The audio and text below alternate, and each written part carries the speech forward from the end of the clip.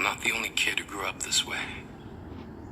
Surrounded by people who used to say that rhyme about sticks and stones. As if broken bones hurt more than the names we got called, and we got called them all. So we grew up believing no one would ever fall in love with us. That we'd be lonely forever. That we'd never meet someone to make us feel like the sun was something they built for us in their tool shed. So broken heartstrings bled the blues as we tried to empty ourselves so we would feel nothing. Don't tell me that hurts less than a broken bone. That an ingrown life is something surgeons can cut away. That there's no way for it to metastasize. It does. She was 8 years old. Our first day of grade 3 when she got called ugly. We both got moved to the back of class so we would stop getting bombarded by spitballs. But the school halls were a battleground where we found ourselves outnumbered day after wretched day. We used to stay inside for recess because outside was worse. Outside we'd have to rehearse running away or learn to stay still like statues, giving no clues that we were there in grade 5. They taped a sign to the front of her desk that read, "Beware of dog." To this day, despite a loving husband, she doesn't think she's beautiful because of a birthmark that takes up a little less than half her face. Kids used to say she looks like a wrong answer that someone tried to erase but couldn't quite get the job done. And they'll never understand that she's raising 2 kids whose definition of beauty begins with the word mom.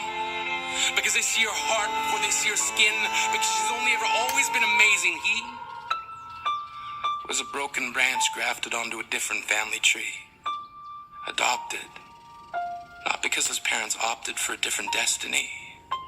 He was 3 when it became a mixed drink of 1 part left alone and 2 parts tragedy. Started therapy in 8th grade. Had a personality made up of tests and pills. Lived like the uphills were mountains and the downhills were cliffs. 4/5 suicidal, a tidal wave of antidepressants, and an adolescence being called pauper. 1 part because of the pills. 99 parts because of the cruelty. He tried to kill himself in grade 10 when a kid who could still go home to mom and dad had the audacity to tell him, "Get over it." As if depression is something that can be remedied by any of the contents found in a first aid kit. To this day, he is a stick of TNT lit from both ends. Could describe to you in detail the way the sky bends in the moments before it's about to fall. And despite an army of friends who all call him an inspiration, he remains a conversation piece between people who can't understand. Sometimes being drug-free has less to do with addiction and more to do with sanity. We weren't the only kids who grew up this way. To this day, kids are still being called names. The classics were, "Hey stupid," "Hey spaz." Seems like every school has an arsenal of names getting updated every year. And if a kid breaks in a school and no one around chooses to hear, do they make a sound? Or they're just background noise from a soundtrack stuck on repeat when people say things like kids can be cruel? Every school was a big top circus tent, and the pecking order went from acrobats to lion tamers, from clowns to carnies. All of these miles ahead of who we were freaks. Lobster claw boys and bearded ladies. Oddities juggling depression and loneliness, playing solitaire, spin the bottle, trying to kiss the wounded parts of ourselves and heal. But at night, while the others slept, we kept walking the tightrope. It was practice, and yes, some of us fell.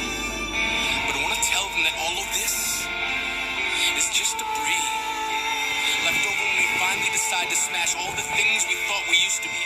And if you can't see anything beautiful about yourself, get a better mirror. Look a little closer. Stare a little longer. Because there's something inside you that made you keep trying despite everyone who told you to quit. You built a cast around your broken heart inside of yourself. You signed it. They were raw.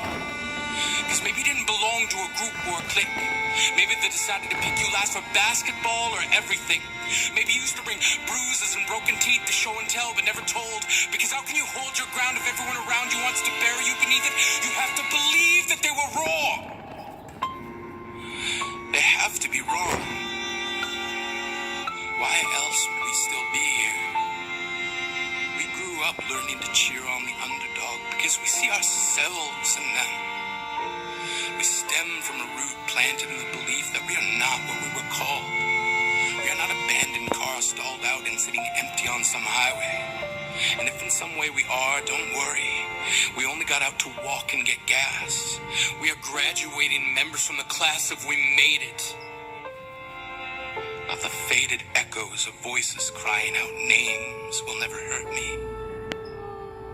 Of course, they did.